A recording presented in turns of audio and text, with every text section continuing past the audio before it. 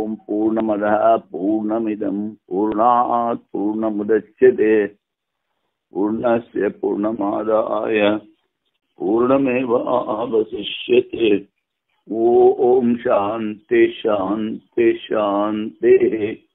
శంకరం శంకరాచార్యం కేశవం బాదరాయణం సూత్రభాష్కృతౌ వందే భగవంతౌ పునః పునః. ఈశ్వరో గురురాత్మేతి మూర్తిభేద విభాగినే వ్యోమవద్వ్యాప్తదేహాయ దక్షిణామూర్తయే నమః. ఓం శాంతి శాంతి శాంతి. ఇది నిన్నను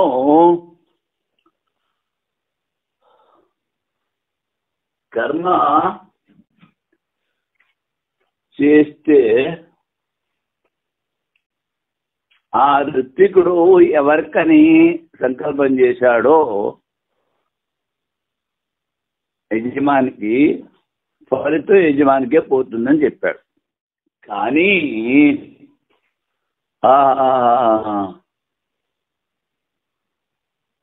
పూర్వపక్షి ఈ కర్మల అంగ ఉపాసన యజమానుడే చెయ్యాలి, ఋత్వికులు చేయకూడదు అంటాడు. అది పూర్వపక్షం నిన్ననైంది.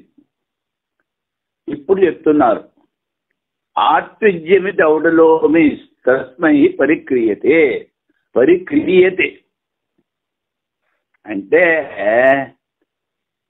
ఔడలోమి ఆచార్యుడి పేరు. భూయువలోమాయస్య, వాడు ఒంటి నిండా వెంట్రుకలు తెల్లగా నక్షత్రాల్లాగా మెరుస్తూ ఉంటాయి. అందుకని ఆయన పేరు ఔడులోమి. ఆయన చెప్పారు ఏమిటి, ఈ అంగకర్మ ఋత్విక్కులు చేసినా ఆ ఫలితం యజమానుడికే పోతుంది. ఎందుకంటే యజమానుడు ఆ ఋత్విక్కుల్ని డబ్బిచ్చి కొనుక్కున్నాడు అంటారు. పరిక్రియతే. అంగకర్మ యొక్క కర్త ఋత్విజుడే. ఎందుకంటే పూర్వపక్షి యజమాని అంగకర్మ చేయాలి, వాడికే ఫలితం పోతుంది అన్నాడు. అందుకని అప్పుడు దాన్ని ఖండన చేస్తూ ఋత్వికుడు చేసిన యజమానుడికి ఫలితం పోతుంది. ఎందుకంటే ఋత్విజుని విశేష దక్షిణ వసంగి ఏర్పరచుకునేనాడు అని ఔడులోమి ఆచార్యుల మతము. అది సూత్రార్థం. ఇప్పుడు సిద్ధాంతం. యజమానుని ద్వారా చేయు ఉపాసన రూపమైన కర్మ యొక్క కర్త అంటే కర్మాంగ ఉపాసన అంటారు దీన్ని. కర్మం చేస్తున్నప్పుడు దాంతోపాటు ఉపాసన కూడా చేయాలి. మరి మీరు చూశారో లేదో, భాగవతం కథ చదువుతున్నప్పుడు కొంతమంది పారాయణ చేస్తూ ఉంటారు, బ్రాహ్మణులు కూర్చుని. కొంతమంది జపం చేస్తూ ఉంటారు. అది కర్మాంగ ఉపాసన అంటారు.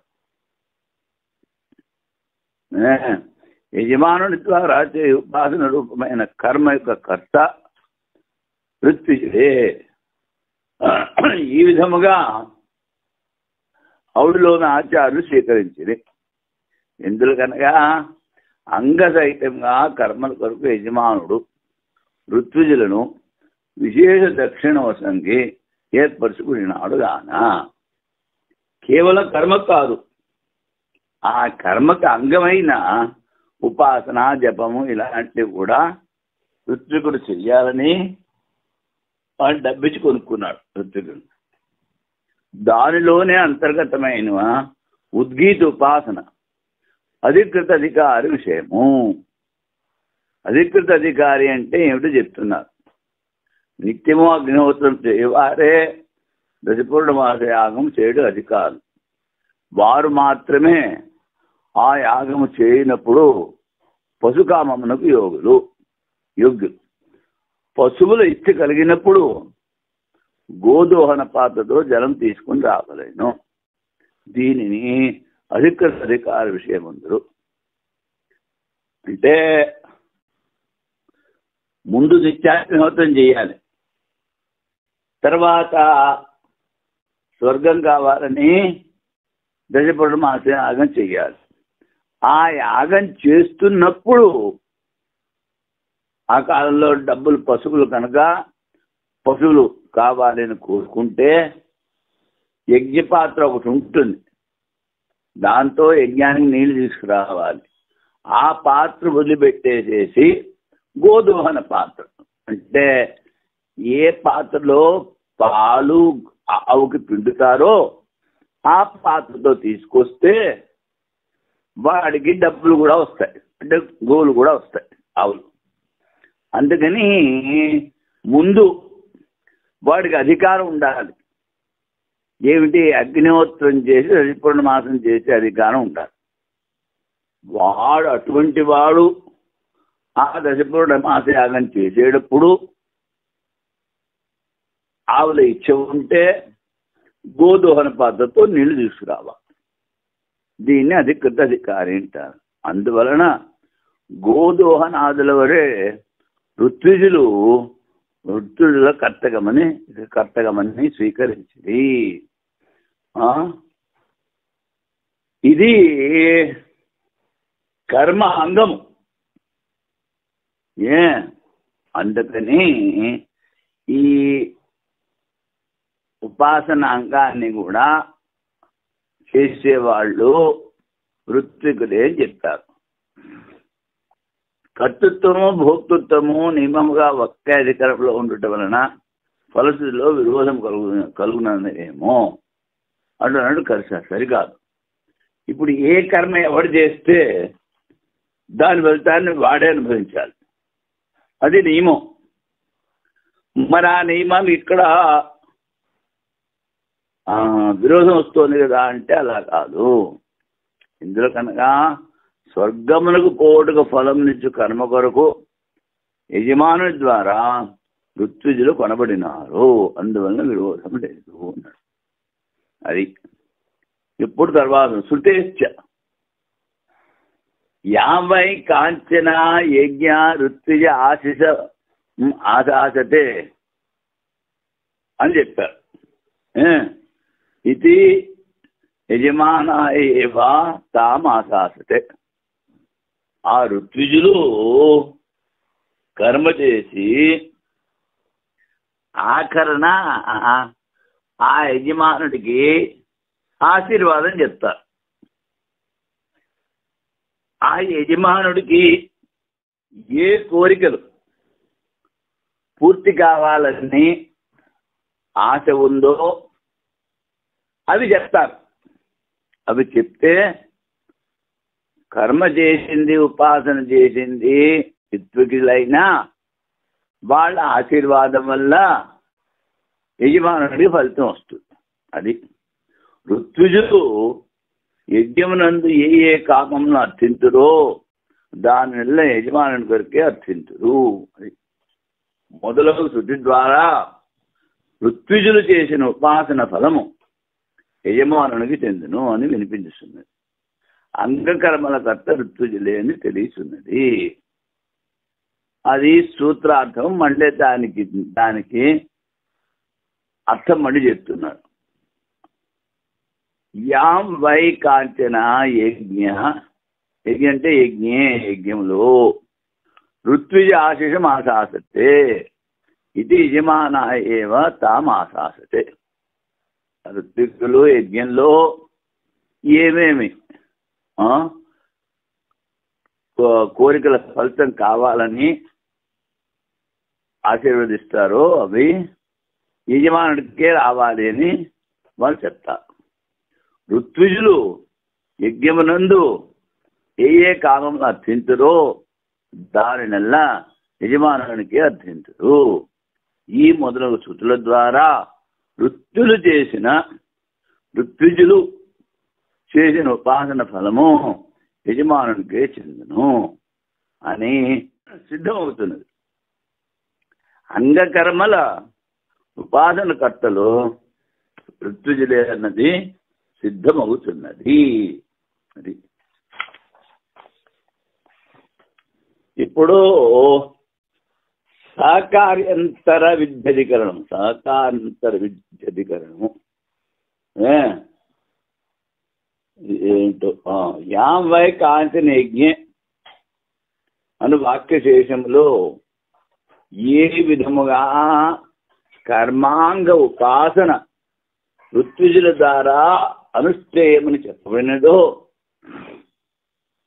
అలాగుననే బాల్యంచ పాండిత్యంచ నిర్విద్య అథ ముని అమౌనంచ మౌనంచ నిర్విద్య అథ బ్రాహ్మణ అన్నారు.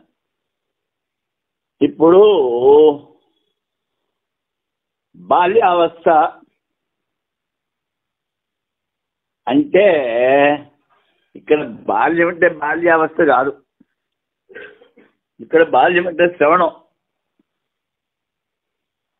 పాండిత్యం అంటే మననం, తర్వాతది నిధిధ్యాసనం, నిధిధ్యాసనం చ నిర్విద్య అథ ముని అమౌనంచ మౌనంచ నిర్విద్య అదే బ్రాహ్మణ. మౌనము అమౌనము ఇవి రెండు కూడా నిధిధ్యాసన చేసి వాడు బ్రహ్మజ్ఞానం అవుతాడు. బ్రాహ్మణ అంటే ఇక్కడ బ్రహ్మజ్ఞాని. బ్రాహ్మణుడు వాడు బ్రహ్మ నిరుంగుకోడు వాడు మొదట శాస్త్రార్థ జ్ఞానం పాండిత్యం సంపాదించవను. ఆ జ్ఞానం దృఢపట్టుకై యుక్తులతో మననం చేయవను.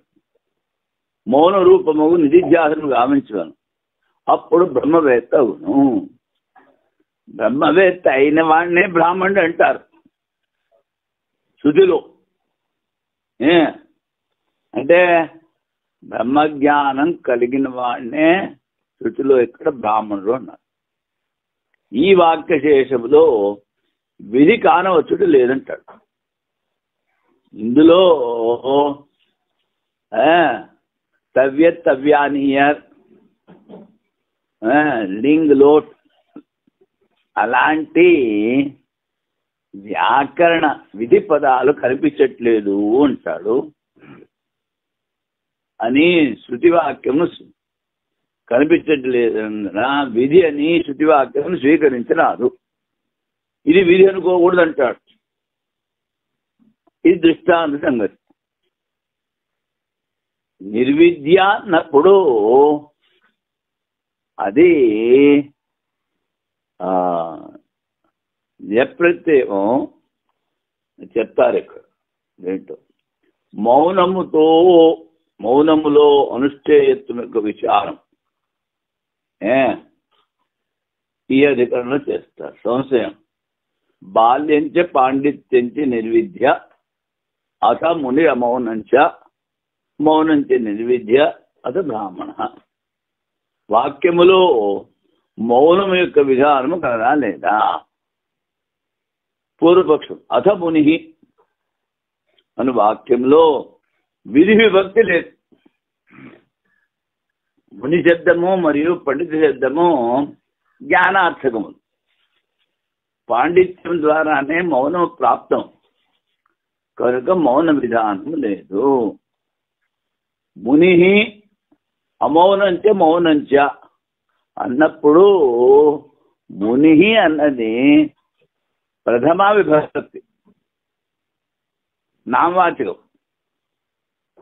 ఈ నామవాచకం ఉండడం మూలాన ఇందులో విధి విభక్తి లేదు అంటాడు సిద్ధాంతం.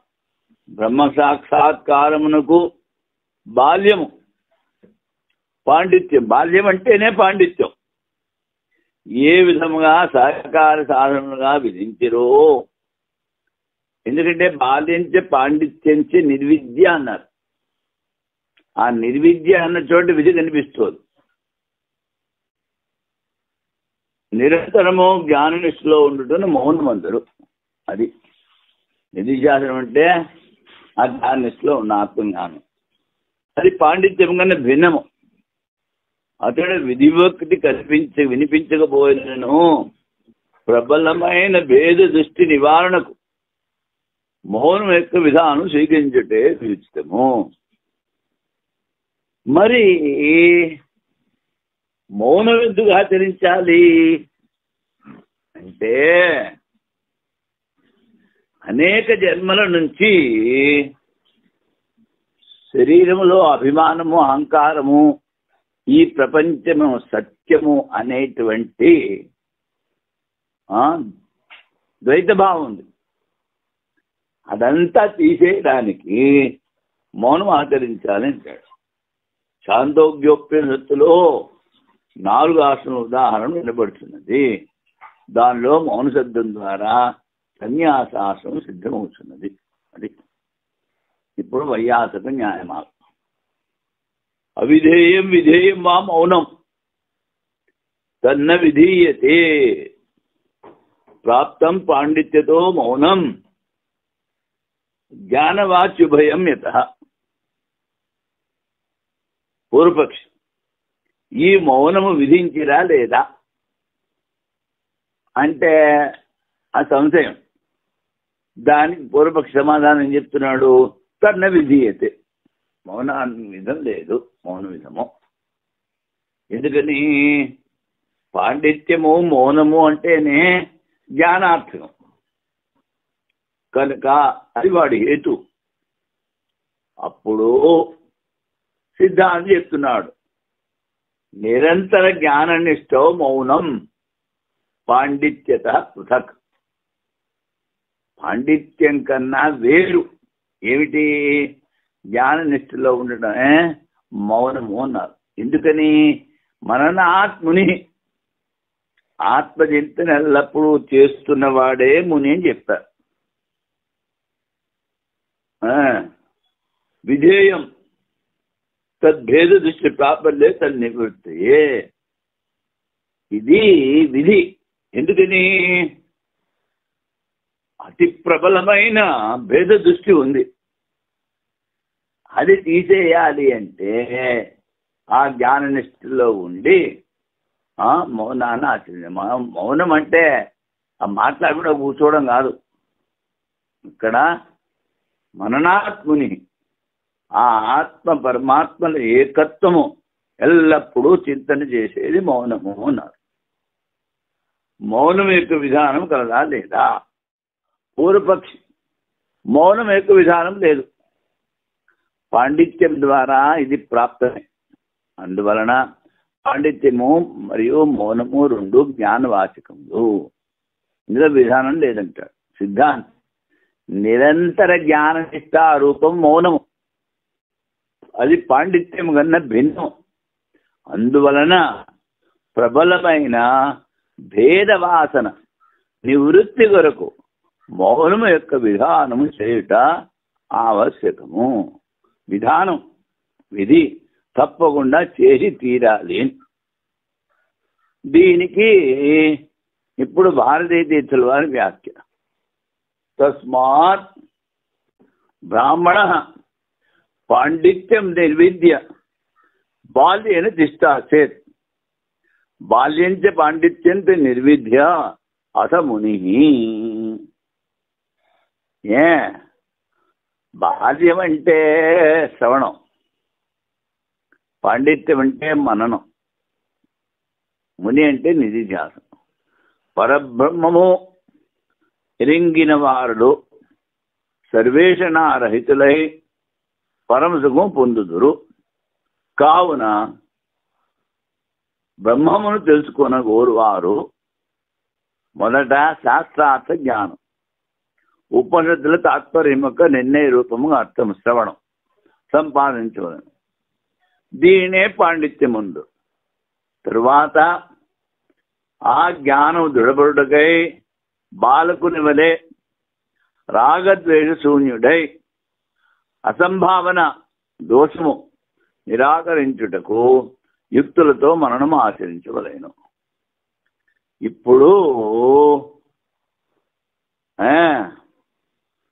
బ్రాహ్మణ పాండిత్యం నిర్విద్య అన్నారు.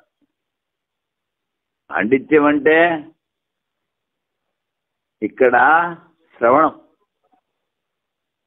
బాల్యన తిష్టాసేత్ అన్నారు. బాలకుల్లా ఉండాలి అంటే బాలకుని స్వభావం. మనస్సు పూర్తిగా నిర్మలమైనప్పుడే ఆ బాలకుని స్వభావం వస్తుంది. వాళ్ళకి శరీరం మీద ముందు అహంకారం ఉండదు. గట్టిగా దిక్కామనుకో ఏడుస్తూ పోతాడు, మళ్ళీ ప్రేమతో పిలిస్తే మళ్ళీ వచ్చేస్తాడు. అంటే ఏమిటి? రాగద్వేషాలు కూడా ఉండవాడికి. అందుకని ఆ విధంగా ఉండాలి అంటారు. అందుకని ఒకసారి చెప్పాను, ఏమిటి? మా రెండో మండలేశ్వరులు ఈ ఆశ్రమానికి పరంపరలో రెండవ ఆయన పేరు జనార్దనగిరి. మొదట్లో ఈ ఆశ్రమం పెట్టినప్పుడు 1880లో 31 సంవత్సరాలు ఆ మొదట ఆయన ఉన్నారు ధనరాజగిరి. ఆ తర్వాత ఆయన పాఠాలు చెప్పినప్పుడు 100 మంది చక్కగా పాఠాలు చెప్పగలిగిన యోగ్యత ఉన్నవాళ్ళు ఉండేవారు. అందరినీ అడిగారు, అయ్యా ఇప్పుడు మండలేశ్వర్లు పోయారు, మీరు మండలేశ్వర్లు అవ్వండి అని ఎవ్వడూ ఒప్పుకోలేదు. అప్పుడు వాళ్ళందరిలో కొంచెం వయస్సులో పెద్దవాడు ఈ జనార్దనగిరి అన్న స్వామీజీ. అందుకని ఆయన చెప్పారు, ఇది గద్దీ ఖాళీగా ఉంటుంది, మీరు అవ్వండి, ఇంకెవరు అవ్వట్లేదు అని బలవంతంగా ఆయన కూర్చోబెట్టారు. ఆయన సరైన ఒప్పుకున్నాడు. అప్పట్లో మండలేశ్వరికి పాఠాలు చెప్పడం వరకే, ఇంకో పని ఉండేది కాదు. పూర్ణానందాన్ని ఒక జనరల్ మేనేజర్ ఆశ్రమానికి, ఇక్కడ కుఠారి అంటారు, ఆయన అంటే డబ్బులు తీసుకురావడం, ఆశ్రమానికి మళ్ళీ భోజనానికి దానికి వ్యవస్థ చేయడం అంతా ఆయన చేసేవారు అనమాట. ఓ రోజు పొద్దున్నే వెళ్ళి ఈ మండలేశ్వరికి అన్నారు, అయ్యా మీరు ఈ ఆసనం మీద కూర్చోడానికి అర్హులు కారు, వెళ్ళిపోండి అన్నాడు. అలాగే బాబు లే పొద్దున వెళ్ళిపోతానన్నారు ఆయన. సరే మళ్ళీ వెతికి రాంపూరి అని మూడో ఆయన తీసుకొచ్చాడు. ఎవరు? ఈ పూర్ణానంద్. తీసుకొస్తే ఆ రాంపూరి 3 ఏళ్లలో చనిపోయాడు. మళ్ళీ వెతికితే ఎక్కడ ఈ వేదాంతం చక్కగా చెప్పేటంటే సన్యాసులు దొరకలేదు. ఆయన ఏం చేశారు? జనార్దనగిరిని అది విని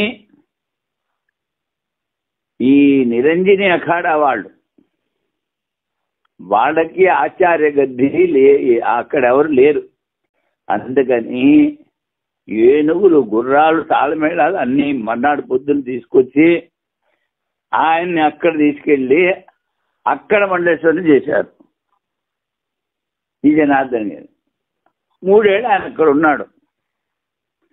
ఉంటే అప్పుడు మళ్ళీ ఇప్పుడానందరు వెళ్ళి, అయ్యా గద్దీ ఖాళీ అయిపోయింది, ఇంకెవరు దొరకలేదు, మీరే రండి అన్నాడు. ఆయన అలాగే బాబు నడు నాయన అన్నారు. చూడు, ముందు తిట్టి పంపించేసిన వాడు అంటే ఏమిటి? అది బాల్యావస్థ అన్నమాట. వాళ్ళకి రాగద్వేషాలు, కామక్రోధాలు ఇలాంటివి ఉండవు. అందుకని చాలా కాలం ఈ కైలాసాశ్రమ మండలేశ్వర్లే అక్కడ నిరంజనీ పీఠానికి కూడా ఆచార్య మండలేశ్వరుగా ఉండేవారు. అది అందుకని బాలకుని వలె రాగద్వేష శూన్యుడై అసంభావన దోషము. అసంభావన అంటే నేను పరబ్రహ్మను ఎలాగవుతాను అనేటువంటి అంశం లేకుండా నిరాకరించుటకు యుక్తులతో మననము ఆచరించవలెను. యుక్తులు పెద్దప మౌన రూపముగు నిధిధ్యాసను గావించవలెను. అప్పుడు బ్రహ్మవేత్తగును. అది ఈ పైశృతి వాక్యములో ముని అని ఉంది కానీ భవేత్ అని విధి చెప్పు క్రియాపదం లేదు అంటాడు పూర్వపక్షి. అందువలన విధిపడుట లేదు కాన మునిత్వ విధానం యొక్క ప్రతీతి లేదు. మరియు విధి యొక్క కల్పన కూడా చేయలేము. సిద్ధుల కనగా పాండిత్య శబ్దం ద్వారా మౌనము ప్రాప్తమే. అందువలన అపూర్వం కాదు. పండిత భావం పాండిత్యం గాన అది జ్ఞానవాచకమైన ప్రతీతం అవుతున్నది. మన జ్ఞానే అనుధాతు ద్వారా ఏర్పడినది కాన ముని శబ్దము కూడా తదర్థకమే అవును. అందువలన మౌనము ప్రాప్తమవటం వలన దానికి విధి కల్పన చేయరాదు అంటాడు. అది పూర్వపక్షి. అప్పుడు సిద్ధాంతి మొదట చెప్పిన పాండిత్య శబ్దము తర్వాత దానిని ముని శబ్దం ద్వారా చెప్పిన విశేష ప్రయోజనం లేనందువలన పాండిత్యంతో ఏదైతే చెప్పారో అది మళ్ళీ చెప్పవలసిన అవసరం లేదు. అందుకని నిరంతర జ్ఞాన నిష్ఠారూపముకు అపూర్వ అర్థమునకు వాచ రూపముగా ముని శబ్దం యొక్క వివక్ష ప్రతీతం అవుతుంది. వివక్ష అంటే వస్తురీత్యా వివక్ష, ఏది చెప్పదలుచుకుందో శృతి. ఏమిటి? ముని శబ్దము ద్వారా నిరంతర జ్ఞాననిష్ట, ఆత్మ పరమాత్మల ఏకత్వ చింతన. అందువలన తిష్టాసేత్ జ్ఞాననిష్ట ఎందు స్థిరంగా ఉండు ఇచ్చి చేయవలేను. పదమును అనువృత్తి చేయటం వలన విధి ప్రాప్తము. అలా కూర్చోవాలి నిష్ఠగా. నిరంతర జ్ఞాననిష్ట వలన ప్రయోజనం కూడా కలదు. ఎందుకనగా పురుషుడు భేదవాసన ప్రబలముగా గలవాడు. ఆ ప్రబల వాసన నిరంతర జ్ఞాననిష్ట వలననే నివృత్తి చెందును. అందువలన నిధిధ్యాసన రూపము మౌనము అవశ్యము విధేయము. శ్రవణం మననం అయిపోయిన తర్వాత నిధిధ్యాసనం తప్పకుండా చెయ్యాలి, అది విధి అంటాడు. అందుకనే మిగిలిన చోట శ్రోతవ్యో మంతవ్యో నిధిధ్యాసి తవ్యాను తవ్యత్ ప్రత్యయము అది విధిపరకం. ఇక్కడ లేదు కనుక వాడు మళ్ళీ ప్రశ్న వేశాడు. ఇది కూడా విధిపరకంగా తీసుకోవాలి అని. సహకార్యంతటి విధి పక్షేణ తృతీయం తద్వతో విద్యాదివత్. ఇక్కడ జ్ఞానానికి ఈ నిధిధ్యాసనము అవసరం. అదే ఈ మూడో పదమైన ముని పదంతో చెప్తారు. ఫలరూపమైన సాక్షాత్కారములో అపూర్వం ఒకటి వల్ల మౌనము నిధిధ్యాసన విధిని స్వీకరించగలను. అయినప్పటికీ మౌనం వానప్రస్థం. వానప్రస్థాశ్రమర్థంలో మౌన సిద్ధ ప్రయోగం కానవచ్చుతున్నది ఇంకో చోట. అయినా కానీ శ్రవణాల అపేక్షలో మూడవదైన నిధిధ్యాసనమే ఇతడి వివక్ష. శ్రవణము మననము నిధిధ్యాసనం. ఎందుకనగా శృతిలో అన్ని ఆశ్రమలతో కలిపి చెప్పినప్పుడు నిధిధ్యాసనం ప్రధానమైన పారివిరాజ్యమే మౌన శబ్దముతో లక్షితమైనది. మిగిలిన ఆశ్రమాలతో కలిపి సన్యాస ఆశ్రమం కూడా చెప్పినప్పుడు పారివిరాజ్యం అంటే సన్యాసం. పరిధ త్యక్త వ్రజతి, అన్నీ వదిలిపెట్టేసేసి తిరుగుతూ ఉంటాడు. దాన్ని మౌన సిద్ధంతో లక్షితంగా చెప్తారు. అందువలన విరోధం లేదు. మౌన విధి ఎవరికి అనినా విద్యావంతులకు మరియు మౌన విధిని తెలుసుకొని ప్రకృతి మౌనం విద్వాంసుని కొరకు మౌన విధిని తెలుసుకుని అన్నాడు. అంటే ఇక్కడ అంటాడు పరోక్ష జ్ఞానం కలిగిన సన్యాసి. దీన్ని వివిధ సన్యాసము అంటారు. ఏమిటి? పుత్రేణ లోకేణ పుత్రేణ వదిలిపెట్టేశాడు, తెలుసుకున్నాడు ఆత్మే పరమాత్మ అని తెలుసుకున్నాడు, కానీ అనుభవించలేదు. అంటే సామాన్య రూపంగా తెలుసుకున్నాడు, విశేష రూపంగా అనుభవించలేదు. అది విశేష రూపంగా అనుభవించడానికని ఈ మౌన విధి చెప్పారు అంటాడు. అది సూక్ష్మ వస్తువు యొక్క సాక్షాత్కారమునకు నిధిధ్యాసనము లోకములో ప్రాప్తము. సూక్ష్మ వస్తువు ఏది? ఆత్మ. దానికి విధి యొక్క ఆవశ్యకం ఏమున్నది అని ప్రశ్నించినా అది సరికాదు. ఎందుకనగా ఏ పక్షములో వేదదర్శన ప్రాప్తమో ఆ పక్షము ద్వారా జ్ఞాన ప్రాప్తి కలుగుదు. ఇప్పుడు పరోక్షంగా తెలుసుకున్నాడు. పరోక్షంగా తెలుసుకున్నప్పుడు ఆత్మ పరమాత్మను తెలుసుకున్నాడు అంతే. కానీ ప్రపంచం ఉంది, నేను ఉన్నాను, నాకు అభిమానం ఉంది, ఇలాంటివన్నీ పోవు పరోక్షంగా తెలుసుకుంటే. అందుకని జ్ఞాన ప్రాప్తి కలగదు. అందుకని విధి. కానీ బ్రహ్మపరమైన వాక్యములో విధి ఎట్లు కలుగును? దీనికి దృష్టాంతం చెప్తున్నారు.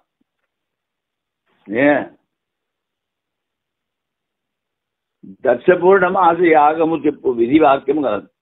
దానిలో జడ్జిగా అంగముల విధిని స్వీకరించింది. ఈ దశపూర్ణమాసం చేసేటప్పుడు మళ్ళీ 6 యాగాలు చేయాలి. అటులనే ప్రకృతంలో బ్రహ్మ ప్రధాన వాక్యములో నిధిధ్యాసనాదుల అంగముల విధిని స్వీకరించట్లో ఏమీ హాని కలగదు అని సిద్ధాంతం చెప్తే మౌనం అనుష్ఠేయం కాదంటాడు. నిధిధ్యాసనము చేకదంటాడు సిద్ధాంతం. జ్ఞానమునకు అంతరంగ సాధనమవటం వలన అది అనుష్ఠేయం. శ్రద్ధ శబ్దమాదులు శ్రవణమున నిధిధ్యాసంలో ఈ జ్ఞానానికి అంతరంగ సాధనం కదా. అందుకని ఈ సప్తగుండా చెయ్యాలి అంటాడు సిద్ధాంతం. బాల్యంచ పాండిత్యంచ నిర్విద్య అత ముని మౌనంచ నిర్విద్య అత బ్రాహ్మణ.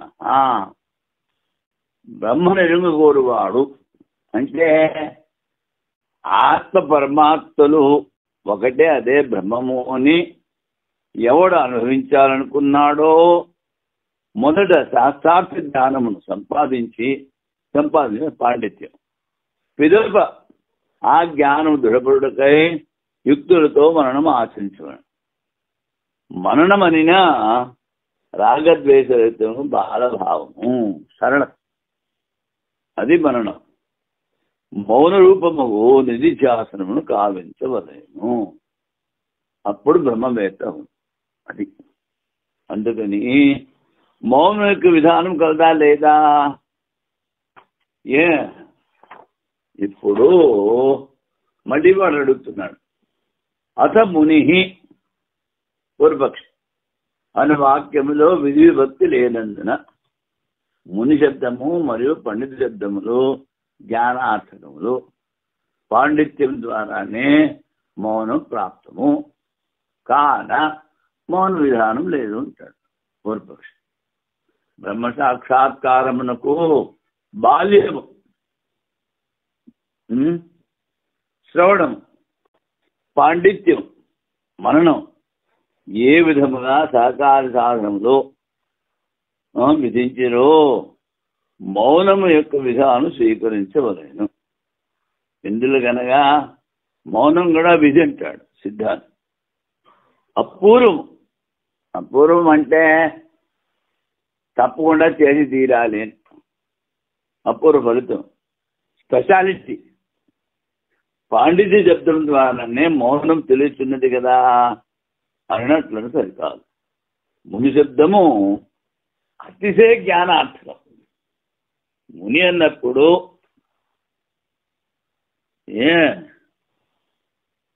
ఎక్కువ జ్ఞానం. ఎక్కువ జ్ఞానం ఏంటి? ముందు పరోక్ష జ్ఞానం ఉంది, ఇది చేసిన తర్వాత అపరోక్ష జ్ఞానం కలుగుతుంది. అది పాండిత్య శబ్దం శ్రవణార్థకము. ఇస్తారు గార్హస్థమాచార్య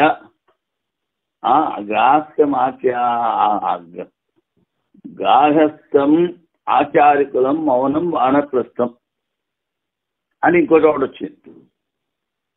గార్హస్థం అంటే గృహస్థం, ఆచార్యకులం అంటే బ్రహ్మచర్యం, మౌనం అంటే వానప్రస్థం. అక్కడ అలా చెప్పారు. అనుస్మృతిలో మౌన శబ్దమునకు అర్థం సన్యాసమే ప్రయోగము చూడబడుతున్నది. అంటే మౌనం అంటే ఇది అరణ్యవాసము తీసుకోవచ్చు, వానప్రస్థము. మౌనార్థము నిధిధ్యాసనం ఎట్టు చెప్పగలవు? అక్కడ సన్యాసములు అనిపిస్తుంది, దాన్ని నిధిధ్యాసములు ఎలా చెప్తా ఉంటారు సూత్రకారులు. తృతీయ అను సూత్రాంశం ద్వారా, ఎందుకంటే శ్రవణములను నిధిధ్యాసనం, మూడోది నిధిధ్యాసనం అను సూత్రాంశం ద్వారా చెప్పుతున్నారు. బాల్య పాండిత్యము శ్రవణ మరణముల కంటే అధికముగా మూడవ ఈ నిధిధ్యాసనం విధింపబడిందని అవశ్యమో అంగీకరించవలేను. జ్ఞానాతిశయ రూపమైన మౌన విధి యొక్క విధానము చేసింది. ఎందుకంటే శ్రవణం మరణం ముందు అయిపోయింది. మూడోది నిధిధ్యాసనం, జ్ఞాననిష్ట. ఇతర ఆస్తులలో చేర్చి చెప్పడం వలన పైన ఉదాహరించిన స్థితిలో మౌన శబ్దము పారివాద్యము లక్షితము గావించుతున్నది. అక్కడ మౌనం అన్నారు. మౌనం తర్వాత వానప్రస్థం విడిగా చెప్పారు. ఇప్పుడు గృహస్థాశ్రమం అయిపోయింది, ఆచార్యకుంటే బ్రహ్మచారి అయిపోయింది, వానప్రస్థం అయిపోయింది. మరి నాలుగోది చెప్పారు మౌనము. అందుకని అది సన్యాసము అంటాడు. అది మౌన శబ్దం పారివాద్యం లక్ష్యము. ఇది మౌన శబ్దం పారివాద్యమని అర్థం కాదు అంటాడు పూర్వపక్షి. అప్పుడు ఆ నిధిధ్యాసనములో ముఖ్యంగా విద్వాంసుడైన సన్యాసికి అధికారం కలదు. ఆత్మానం విదిత్వా పుత్రాదేహినాభ్యో వృత్యాయ అద భిక్షాచర్యం అంతి. భిక్షాచర్యం చరంతి. ఆత్మస్వరూపం తెలుసుకుని పరోక్ష జ్ఞానం బ్రహ్మ విద్యను ఉపాసించి శ్రవణ చేసి పుత్రాది వాంఛలు వదిలి భిక్షాచర్యం అంటే సన్యాసం అన్ని కలదు. అతడు కూడా వేద దశల పక్షంలో నిధిధ్యాసనము అసంభవం అవటం వలన విధి సార్థకము. భేద దర్శనం ఉన్నప్పుడు జ్ఞాన నిష్ట కుదరదు. అందుకని విధి చెప్పారు, నువ్వు నిధిధ్యాసనం చేయి నాయనా అని సూత్రంలోని పక్షేణ శబ్దంతో చెప్పిరి అంటారు. సూత్రంలో పక్షేణ తృతీయం అన్నారు. ఏంటి? విధి సార్థకము. విద్యాధివత్ అన్న శబ్దంతో దృష్టాంతం చెప్పుతున్నారు. సూత్రంలో విద్యాధివత్ అని కూడా అని, విధి ఆధివత్ అది కూడా చెప్తున్నారు. అంటే దానికి అర్థం ఏంటి? ఏ విధముగా విధి ప్రధానమైన దశపూర్ణ మాసములతో దేవతలను ఆరాధింపబడను.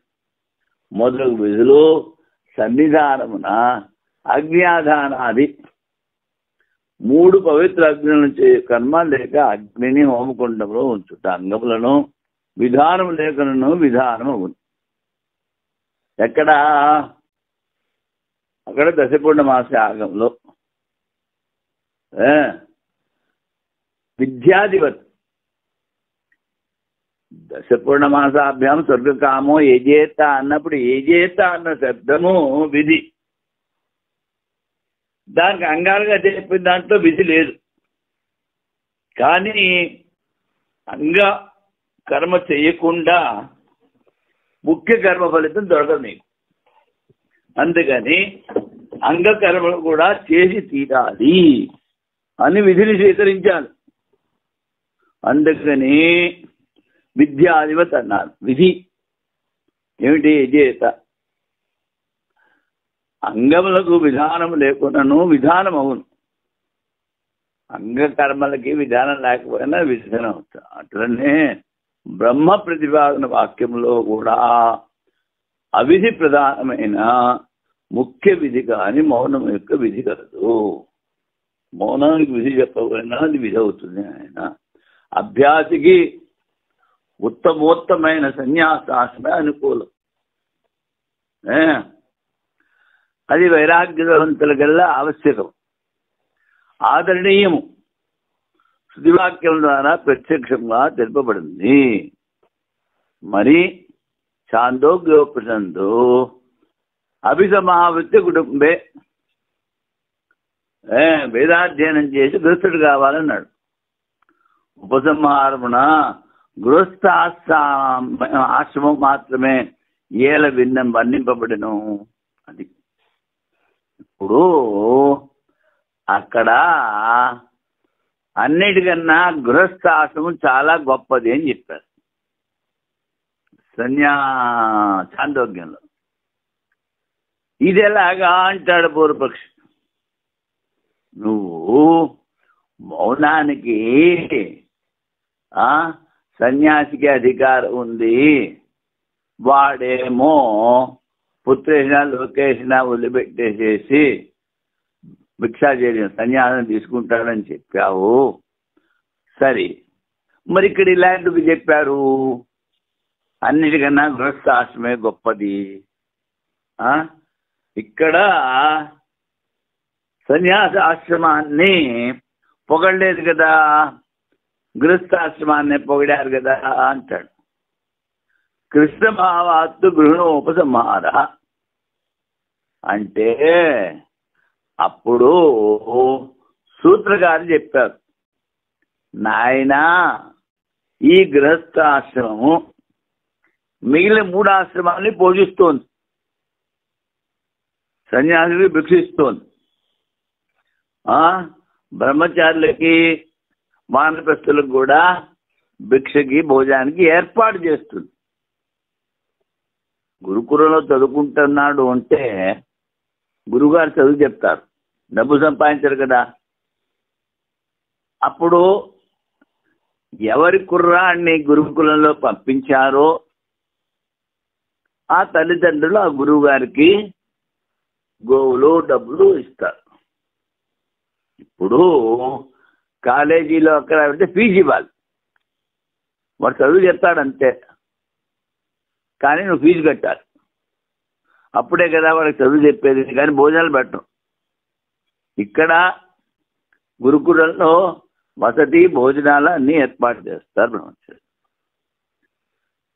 వానప్రస్థాశ్రమంలో అన్నీ వదిలిపెట్టి వెళ్ళిపోవాలి. మరి అక్కడ వాడికి భోజనం పడతాడు. వాడికి కూడా ఈ గృహస్థాశ్రమం అంటే ఏర్పాటు చేస్తూ ఉంటారు. సన్యాసులకి భిక్ష కూడా గృహస్థాశ్రమంలోనే, ఎందుకంటే వాళ్ళు డబ్బు సంపాదిస్తారు, కర్మలు చేస్తారు. అందుకని వాళ్ళు మిగిలిన ఆశ్రమాలు చూస్తారు కనుక అక్కడ గృహస్థాశ్రమాన్ని పొగిడాడు ఆయన అని చెప్తారు. అంతే. యజ్ఞాదులు మరియు ఆశ్రమాంతంలో విధించే సమాధులు గృహస్థాశ్రమంలో విశేష రూపంగా ఉన్నందువలన గృహస్థాశ్రమం ద్వారా ఉపసంహారం చేసేది. ఇంత మాత్రం వలన సన్యాసాశ్రమం ఇతర ఆశ్రమం లేవని కాదు. సన్యాసాశ్రమం ప్రతిపాదించు అనేక వాక్యములు గలవు. గృహస్థునకు స్వాశ్రమ కర్మలు, యజ్ఞాలు, అహింస, ఇంద్రియ సంయమనం మొదలు అన్ని ఆశ్రమ కర్మలు కూడా ఉన్నవి. చిత్తదోషము వలన స్వర్గాదులందు అభిలాష ఉన్న యజ్ఞాదులు ఆచరించి తత్సిద్ధిని పొందవచ్చును. మోక్షేచ్ఛ కలిగినచో జపాదుల మూలమున లేక వైశ్వానర విద్యాదుల మూలమున బ్రహ్మజ్ఞాన సిద్ధిని పొందవచ్చును. కాన గృహస్థాశ్రముతో ఉపసంహారము చేయటం వలన విరోధం లేదు. ఇంత మాత్రమున ఆశ్రమాంతములు అసిద్ధములు కానేరు. ఇప్పుడు తర్వాత మౌనాదివత్ ఇతేషామపి ఉపదేశాత్. మౌనము అన్నప్పుడు స్మృతి ద్వారా సన్యాసాశ్రమం చెప్తాం.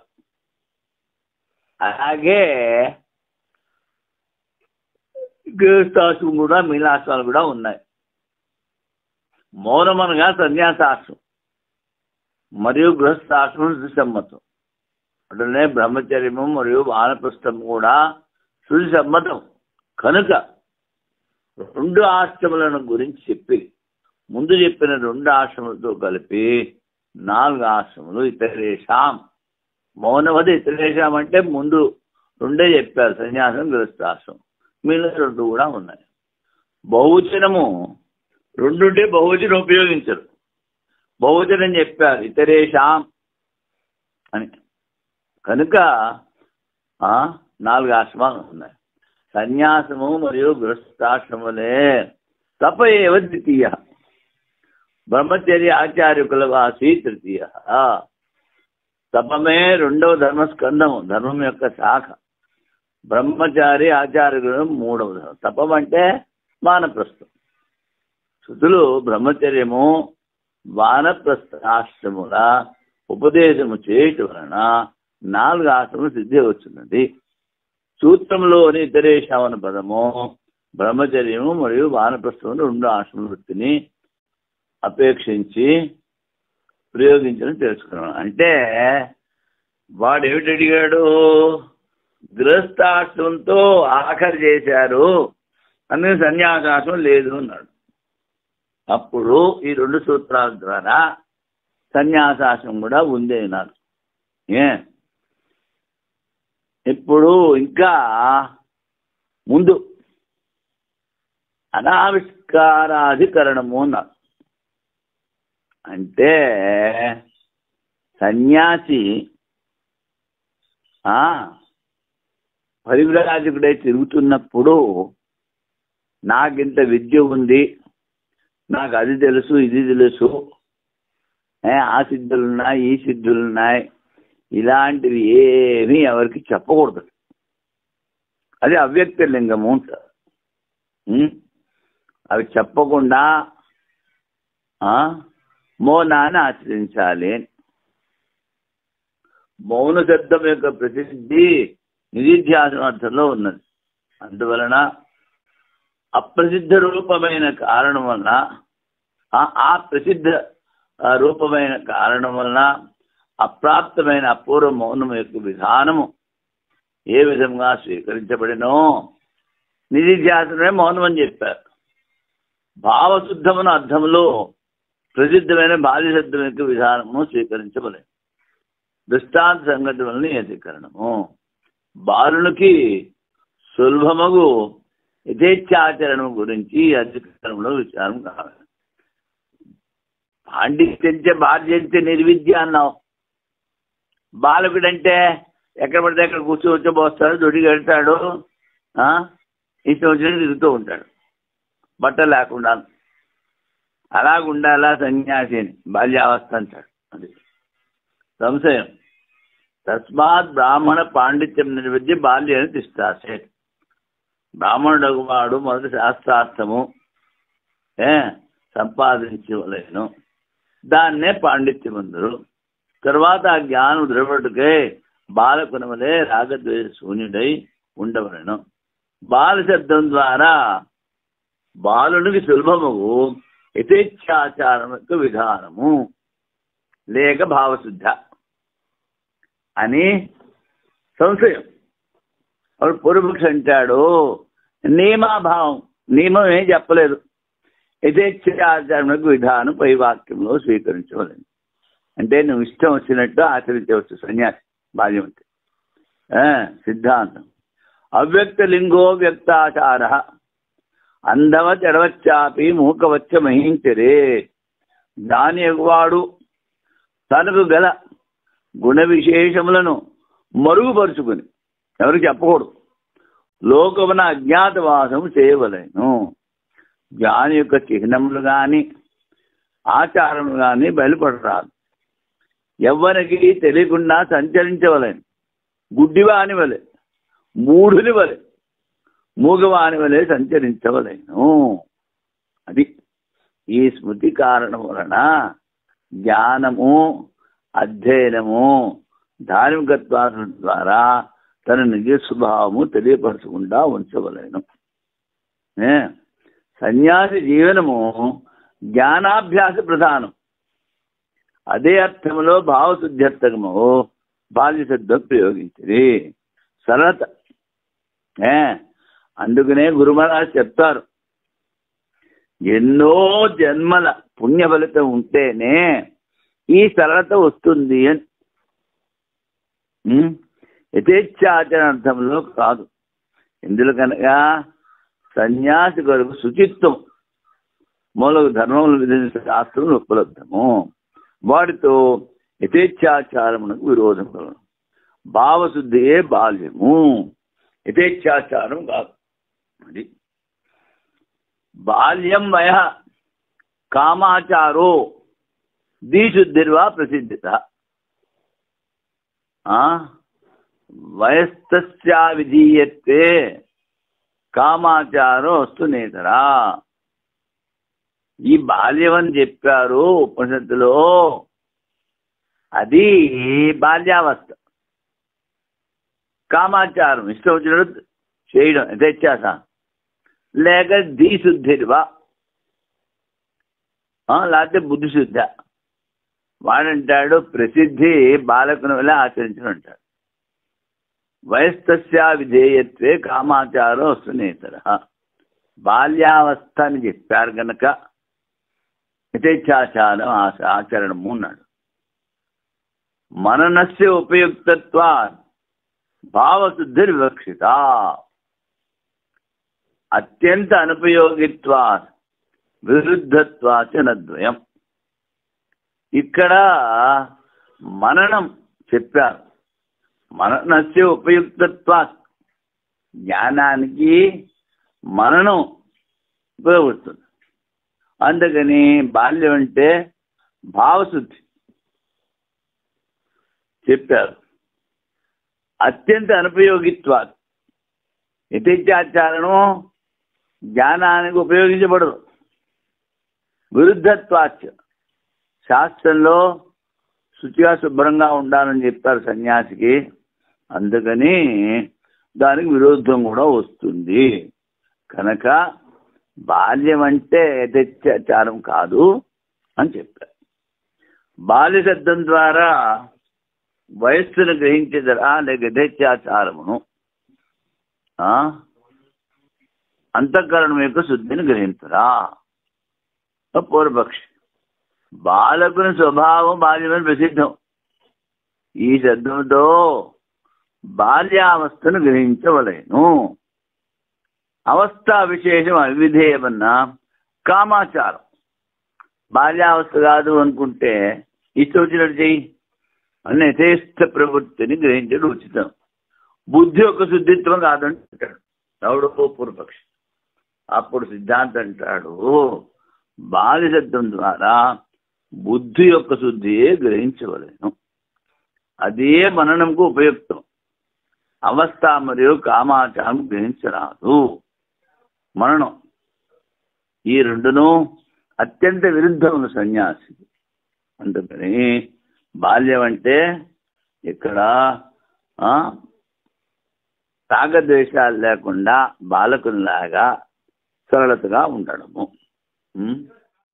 ఓం పూర్ణమదః పూర్ణమిదం పూర్ణాత్ పూర్ణముదచ్యతే పూర్ణస్య పూర్ణమాదాయ పూర్ణమేవావశిష్యతే.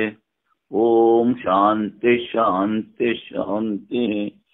శంకరం శంకరాచార్యం కేశవం బాదరాయణం సూత్రభాష్యకృతౌ వందే భగవంతౌ పునః పునః. ఈశ్వరో గురురాత్మేతి మూర్తిభేద విభాగినే వ్యోమవత్ వ్యాప్తదేహాయ దక్షిణామూర్తయే నమః. ఓం శాంతి శాంతి శాంతి. ఓం